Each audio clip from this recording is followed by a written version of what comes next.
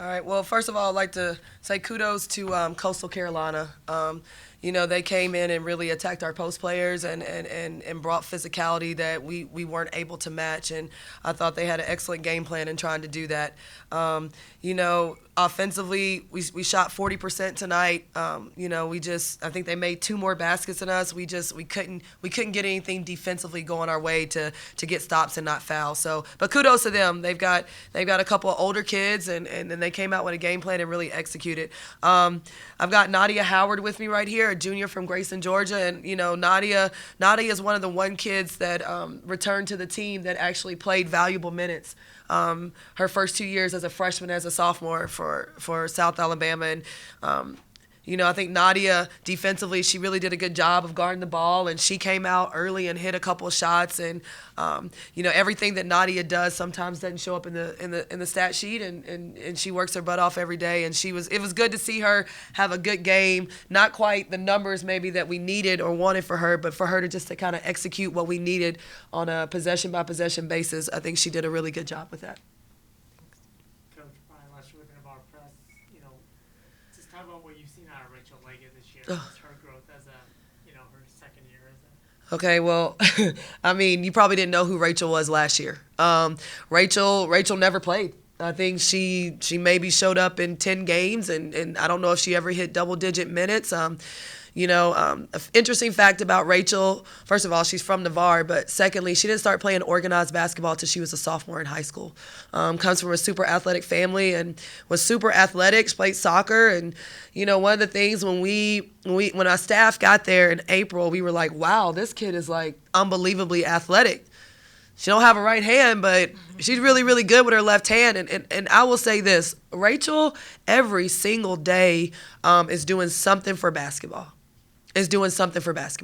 Whether it's grabbing our GA and getting up extra shots, shooting her free throws, taking care of her body with Coach Tyson, endless workouts with Coach Davis and Coach Lamar. Rachel, every day, she does something. Watching film. She was watching film yesterday before we left.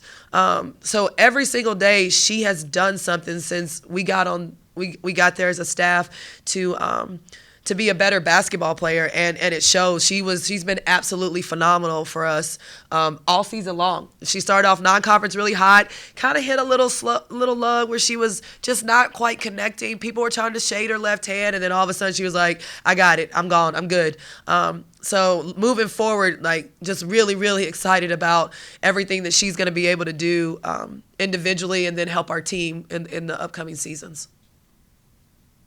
Ben Grigo, Pensacola News Journal. Coach, you mentioned the early physicality, just foul trouble. Is that just that takeaway that it was just tough to find that basket and find that driving lane and ended up trying to rely on the free throws? Right, yeah. And that's one thing we know we've got to get better at as a program is our inside play and being able to be super physical. I think our guards are physical. I think our post, we're more face-up posts, and so when we have to go against double bigs, it really makes it hard, and it stresses our D.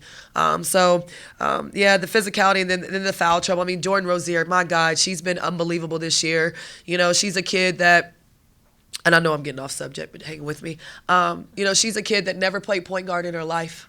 And when we got there, Ty Williams was coming off a knee surgery, didn't know what she was going to be, wanted to move Micaiah Simmons off the ball.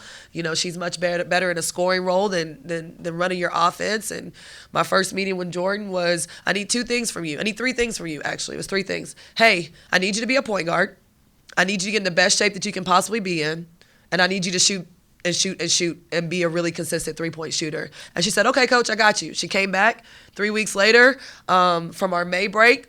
Her body looked phenomenal. She got in shape, and she worked with Coach Lamar all the time on her handles and her IQ. And, when we are able to move her off the ball next year, we're going to be really excited to be able to run her off some stagger action and flares for her to create advantages to score. But Jordan's been one that has been phenomenal all year and just in doing whatever we asked her to do. And she's gotten better defensively. We kind of laugh at it, maybe not tonight, but we kind of laugh at it like she people used to try to attack her, and she's really set down in guard. So, yeah, definitely, not having her on the floor, being in foul trouble, and then just, again, their constant physicality. Every possession, it felt like almost we were playing Ole Miss again. Every possession, it was just physical, and that just we didn't handle that well today. Nadia, can you talk about that physicality? Just trying to adjust to that physicality throughout the game, and especially when some girls did get in foul trouble. Yeah, it was definitely hard, especially on like every rebound. You got somebody coming behind you or pushing you in the back, or just trying to get over your back. So it was really, you had to make sure you like boxed out for real.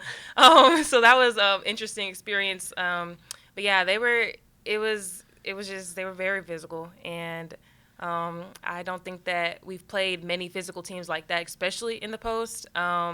So that was a big shocker for us. But all you can do is get stronger and work harder next time. So.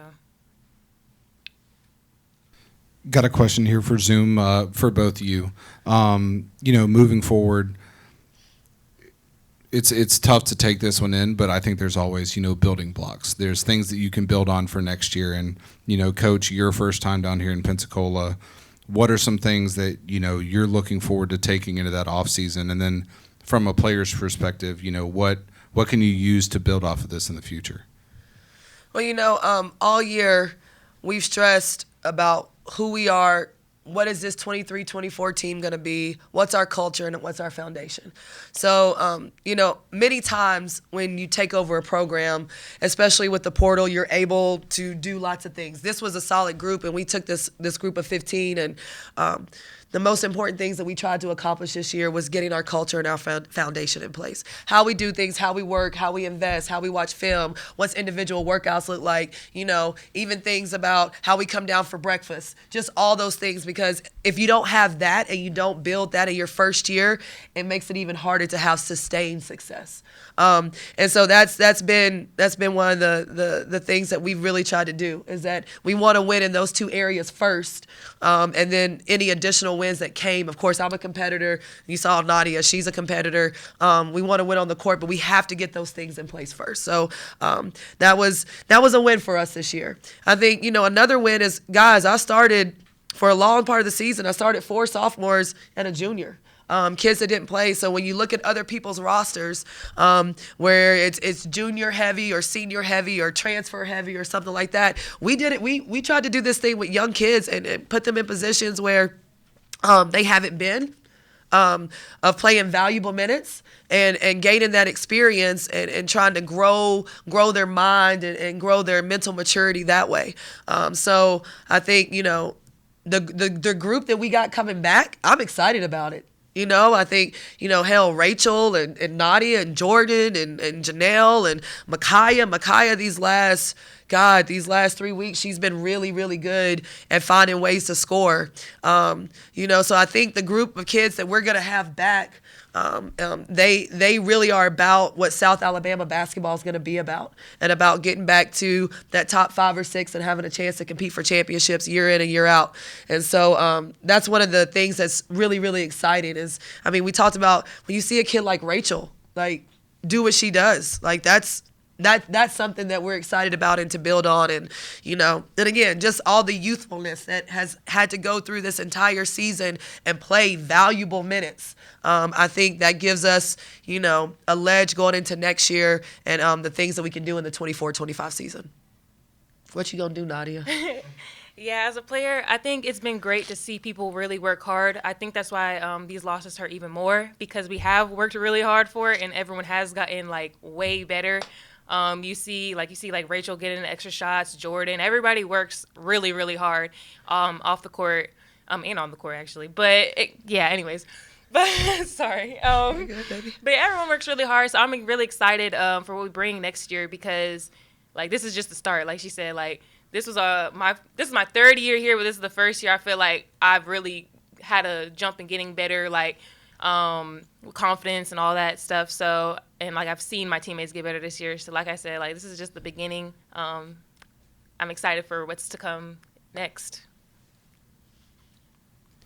Coach, you talked about, Rachel a little bit and how we also have Janelle, who's from Pensacola as well. And what does it mean to be able to bring two players to a tournament back home? Obviously, the mindset's basketball, but they're able to come home and maybe see family and friends they haven't seen in a little bit and just play in front of a hometown crowd. Yeah, like Rachel's support system they were cool tonight. She brought her family, and I think it's great. Pensacola is a great location. It's a great location. I think the Sun Belt does an amazing job, especially when you have men and women's teams. So you get that tournament feel, you get that excitement and all of that. But yeah, it's certainly great. And Janelle again right here from Booker T. Washington, being able to play, and her support system showed up today. And one of the things that I told these guys after the JMU game is not only is it my job and my responsibility to make sure that we are competitive enough to be in the top 5 or 6, but it's also my job and my responsibility to make sure that we grow our fan base, because these young women, they work their asses off and they deserve to play in front of really good crowds that love women's basketball, that support them day in and day out. And so, I've challenged my staff, I've challenged myself to make sure that as we grow the environment at South Alabama, 25, March of 25 next year, March of 26, that next year, that we have more of a fan base that shows up for our games that's an hour away. Things started to happen this year, but these young women, they're incredible. I mean, I've got kids on my team that are 3.6 with biomedical majors. Jordan Rozier is our SAC president. Nadia's in, I don't know what her major is, but it's something crazy, and she kicks butt every day. I got kids wanting to be surgeons and doctors, and and so to be this close to Mobile, and with everything that Pensacola has to offer, and to see the crowd that we brought today, I get excited about, doing my job and making sure that these young women are supported and loved in Mobile and here. But Pensacola's been great. I like Flounders in Pensacola and all that good stuff. So it's a good spot to be in.